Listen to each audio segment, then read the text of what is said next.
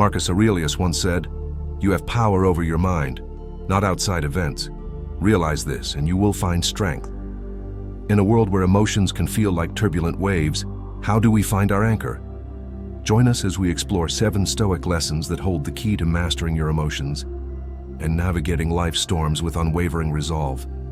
Before we begin, I would appreciate if you liked the video so that you can help me to continue spreading the Stoic philosophy. If you are not subscribed, I recommend you to subscribe and activate the bell so you don't miss any video. Lesson number 1. Understand what's in your control. Have you ever found yourself caught in a storm? Not the kind with rain and thunder, but the storms of life. Unexpected events, disappointments, or sudden changes. The Stoics, philosophers from ancient Greece and Rome, have a lesson that feels like an anchor in these storms. The dichotomy of control. Picture this: you're planning an outdoor event, and despite all your preparations, it rains. Now you can't control the weather, no matter how much you'd like to. But your reaction to the rain, that's entirely up to you. You could lament, get frustrated, or you could adapt. Maybe move the event indoors or see the rain as a refreshing change. Epictetus, a Stoic philosopher who was born a slave and rose to become one of the most influential thinkers of his time, put it succinctly: some things are in our control and others not. It sounds simple, right? But in this simplicity lies a profound wisdom that has the power to transform our lives.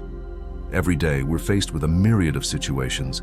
Some we can influence, like our daily routines, the books we read, or the company we keep. But many are beyond our grasp: global events, the actions of others, the passage of time, and yes, the weather.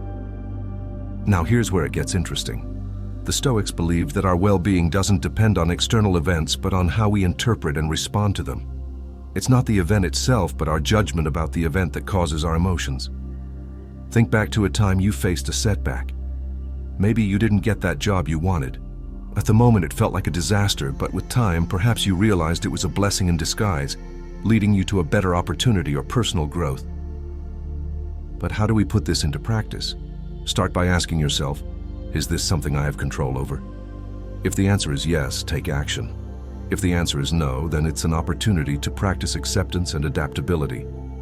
By truly understanding and internalizing this principle, we can free ourselves from unnecessary anguish.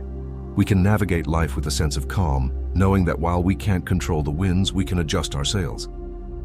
In a world that often feels chaotic, the dichotomy of control is a beacon of clarity.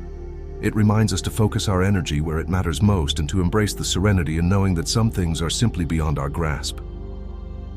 Lesson number 2. Reflect before reacting. In today's digital age, where immediacy is often celebrated, the art of reflection can seem like a relic of the past. Yet it's this very act of pausing and pondering that can be our saving grace in a world that demands rapid responses. Consider the countless times we're faced with decisions both big and small. From choosing a meal at a restaurant to deciding on a career path, the spectrum of choices is vast. But it's not just the magnitude of these decisions that matters, it's the manner in which we approach them. Let's delve into a common scenario: reading a message that strikes a nerve. Maybe it's a colleague questioning your work or a friend making an offhand comment. The gut reaction might be defensiveness or anger. But what if, instead of diving headfirst into that emotional whirlpool, you took a step back? By allowing yourself that momentary detachment, you're not suppressing your emotions. You're giving them a space to breathe, to be understood. This practice of reflection is not about passive acceptance or avoidance. It's about active engagement with our thoughts and feelings. It's about asking probing questions. Why did this comment affect me so deeply? What underlying beliefs or past experiences are influencing my current emotions? Is my immediate reaction based on the present situation or past baggage? Moreover, reflection before reaction is a tool that fosters empathy. By giving ourselves time, we also allow ourselves to consider the perspectives of others. Maybe that colleague had a stressful day, or that friend didn't realize the weight of their words. By reflecting, we open the door to understanding, not just for ourselves, but for those around us. In relationships, this practice can be a cornerstone. How many misunderstandings could be avoided if we took the time to reflect before reacting? How many bridges could be built instead of burned? It's in these reflective moments that we find clarity, compassion, and connection. Furthermore, in professional settings, the ability to pause and ponder is invaluable. Leaders who reflect before making decisions are often more respected and effective. They're seen as thoughtful, measured, and wise. Their decisions, born from reflection, often stand the test of time. In a world that often feels like it's moving at breakneck speed, the act of reflection becomes a form of rebellion, a quiet yet powerful statement that we won't be swept away by the currents of immediacy. It's a commitment to ourselves, to our well-being, and to the quality of our interactions with the world. In essence, to reflect before reacting is more than just a practice. It's a philosophy, a way of life that champions depth over breadth, understanding over impulsivity, and meaningful connections over fleeting interactions. It's a journey inward that has profound outward implications, shaping not just our responses, but the very fabric of our lives. Lesson number 3, practice dispassion. In a world that often feels like an emotional roller coaster, the idea of practicing dispassion might seem out of place. But let's delve deeper into what it truly means and the transformative power it holds. Dispassion isn't about suppressing emotions or becoming indifferent to the world around us. It's about cultivating a balanced perspective, a calm amidst the storm. Imagine being able to observe events, situations, and even your own emotions without being overwhelmed by them. Think about the last time you watched a gripping movie. There were moments of tension, excitement, maybe even sadness. While you were engaged in the story, a part of you always knew it was just a movie. You didn't rush to help the hero or console the crying character. You observed, you felt, but you remained in your seat. This is the essence of practicing dispassion, being deeply engaged with life, feeling its many emotions, but also knowing when to remain seated in the theater of your mind, observing without getting lost in the drama. This approach becomes a lifeline in our modern age of information overload. Every day, we're bombarded with news, updates, and notifications. Reacting passionately to every piece of information would leave us perpetually exhausted. Dispassion offers a buffer, a way to engage with the world in a more sustainable, balanced manner. Dispassion also plays a pivotal role in interpersonal relationships. We've all been in situations where conversations get heated, where disagreements arise. In such moments, practicing dispassion can be the difference between a productive discussion and a damaging argument. It allows us to listen more effectively, to respond rather than react, and to navigate conflicts with understanding and grace. Cultivating dispassion starts with self-awareness, regularly checking in with ourselves, recognizing our emotional triggers, and understanding our patterns creates a space between stimulus and response. In that space lies the freedom to choose our reactions, to act with intention rather than impulse. And while dispassion might sound like detachment from life's joys and pleasures, it actually enhances them. By not being overly attached to outcomes, we can fully immerse ourselves in the journey, savoring each moment without the constant fear of loss or change. Practicing dispassion is about finding equilibrium in an ever-changing world. It's a compass that points to inner peace, guiding us through life's varied terrains with grace. By embracing this practice, we not only enrich our own lives, but also bring a sense of calm and clarity to those around us. Lesson number 4. Ask yourself, will this matter in 5 years? Life is filled with moments that test our patience, resilience, and perspective. From minor inconveniences like a spilled coffee to more significant challenges like disagreements with loved ones, our days are punctuated with situations that evoke a range of emotions. In the heat of the moment, it's easy to get swept up in the immediacy of our feelings. A missed deadline, a critical comment, or a forgotten anniversary can feel like the end of the world. But one powerful question can shift our perspective and bring clarity. Will this matter in 5 years? This simple yet profound question serves as a mental time machine, transporting us to the future and allowing us to look back at the present moment. Suddenly, that heated argument or that missed opportunity is seen in a different light. Most of the things we fret about today will be forgotten footnotes in the grand narrative of our lives. Consider the challenges and worries you had 5 years ago. How many of them still hold weight today? How many have been overshadowed by new experiences, learnings, and memories? This realization can be both humbling and liberating. Using this question as a regular touchstone helps in prioritizing our concerns. It assists us in distinguishing between short-term setbacks and long-term implications. For instance, while a bad day at work might feel overwhelming now, in the grand scheme of things, It's just one day in a career spanning decades. This perspective also fosters resilience. When faced with adversity, reminding ourselves of the bigger picture can reduce anxiety and promote problem solving. Instead of getting bogged down by the problem at hand, we can strategize, adapt, and move forward, knowing that time often brings clarity and solutions.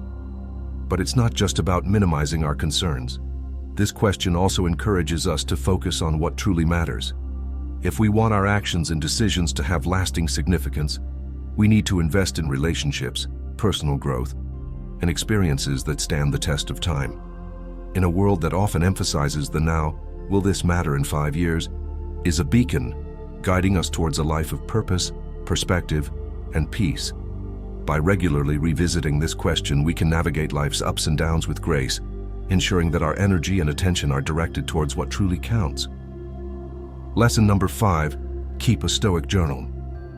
The act of journaling has been celebrated across cultures and epochs, not just as a record of events, but as a tool for introspection, growth, and clarity. The Stoics, with their emphasis on self-awareness and personal betterment, were no strangers to this practice. A Stoic journal isn't merely a diary of daily happenings. It's a space for reflection, for dialogue with oneself, for dissecting emotions, decisions, and reactions. It's where the external world meets the internal, where events are weighed against personal values and beliefs. Imagine ending your day by recounting not just what happened, but how you responded. Why did a particular comment upset you? What triggered that burst of joy during a mundane task? By dissecting our day, we begin to understand the patterns of our psyche. We start to see the triggers that sway our mood, the values that guide our decisions, and the habits that shape our days. Marcus Aurelius, the Roman emperor and Stoic philosopher, kept a journal which is now known as Meditations. It wasn't meant for publication. It was a personal dialogue, a space for him to guide himself, to remind himself of Stoic principles, and to navigate the challenges of his life with wisdom. Through his writings, we see a man grappling with his responsibilities, his emotions, and his place in the cosmos.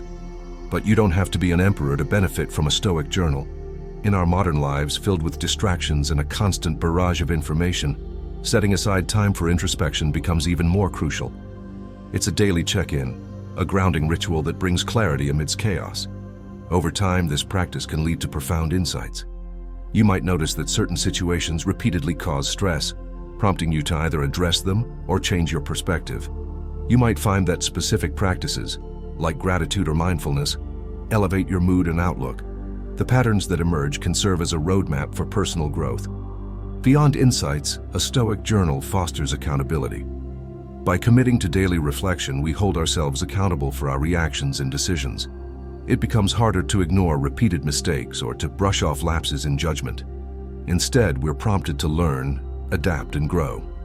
In essence, keeping a Stoic journal is like having a wise, non-judgmental friend by your side, always ready to listen, to reflect, and to guide.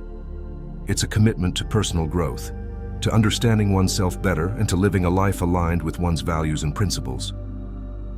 Lesson number 6, see obstacles as opportunities. The world is rife with challenges. From personal setbacks to global upheavals, obstacles are an inherent part of the human experience. But what if, instead of viewing these challenges as burdens, we saw them as opportunities in disguise? The Stoics held a powerful perspective on adversity. They believed that while we cannot always control the events that befall us, we can control our interpretation and response to them. This shift in perspective transforms challenges from mere setbacks to valuable lessons. A quote by the Stoic philosopher Marcus Aurelius encapsulates this idea beautifully. The impediment to action advances action. What stands in the way becomes the way. This means that every obstacle, every challenge, can propel us forward if we choose to see it as an opportunity for growth. Consider a river that encounters a boulder in its path. Instead of stopping, the river finds a way around it, either by eroding the boulder over time or by carving a new path. The boulder, an apparent obstacle, becomes an agent of change, reshaping the river's course. Similarly, in our lives, challenges can redirect our paths, often leading us to outcomes we hadn't imagined. For instance, a job loss, while initially devastating, might lead to a new career path, a chance to upskill, or even the opportunity to start a venture of one's own.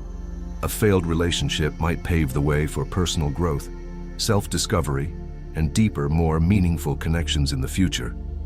This Stoic perspective also fosters resilience. When we start viewing challenges as opportunities, we become more adaptable, more willing to face adversity head-on. Instead of asking, "Why is this happening to me?" we begin to ask, "What can I learn from this? How can this experience shape me for the better?" Of course, this doesn't mean we should seek out challenges or dismiss genuine hardships. It's about recognizing that within every challenge lies potential, a seed of opportunity. By nurturing this seed with a positive perspective, patience, and perseverance, we can transform obstacles into stepping stones, leading us towards growth, wisdom, and fulfillment. Lesson number 7, practice gratitude. In the vast tapestry of human emotions, gratitude stands out as a golden thread, weaving moments of joy, contentment, and perspective into our lives.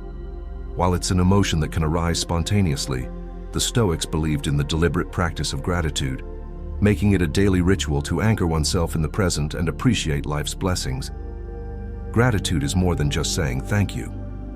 It's a deep acknowledgement of the myriad forces, moments, and individuals that enrich our lives. It's about recognizing the beauty in the mundane, the lessons in challenges, and the fleeting nature of every experience, making it all the more precious. Seneca, a prominent Stoic philosopher, once said, "True happiness is to enjoy the present without anxious dependence upon the future." This encapsulates the essence of gratitude, being deeply rooted in the present, cherishing every moment, every experience, and every interaction. Consider the simple pleasures we often take for granted: the warmth of the sun on a cold day, the sound of laughter, a meal shared with loved ones, or the very breath that sustains us. By pausing to acknowledge and appreciate these moments, we magnify their beauty and significance in our lives. Practicing gratitude also offers a counterbalance to the human tendency to focus on what's lacking, on unmet desires, or on uncertainties about the future. By shifting our focus to what we have rather than what we lack, we cultivate contentment, reduce feelings of envy or resentment, and enhance our overall well-being. One might wonder, how does one cultivate this practice? It can be as simple as starting or ending the day by listing 3 things you're grateful for. Over time, this practice can transform your outlook, making you more receptive to life's blessings and more resilient in the face of challenges. Furthermore, gratitude strengthens relationships. By expressing appreciation for the acts of kindness, support, or love we receive from others, we nurture bonds, foster mutual respect, and create a positive feedback loop of goodwill and affection. In a world that often emphasizes more possessions, more achievements, more desires, gratitude is a gentle reminder of the abundance that already exists in our lives. It's a call to celebrate the present, to embrace life with open arms, and to tread the path of existence with a heart full of thanks. As the sun sets on another day, we're left with the echoes of ancient wisdom in our modern world. How will you harness these Stoic lessons to shape your tomorrow? We're eager to hear your thoughts and experiences. Share your insights in the comments below, and let's continue this journey of self-discovery together. I hope you enjoyed the video, and I am thankful for you joining us. And until next time, stay curious, stay grounded, and never stop seeking wisdom.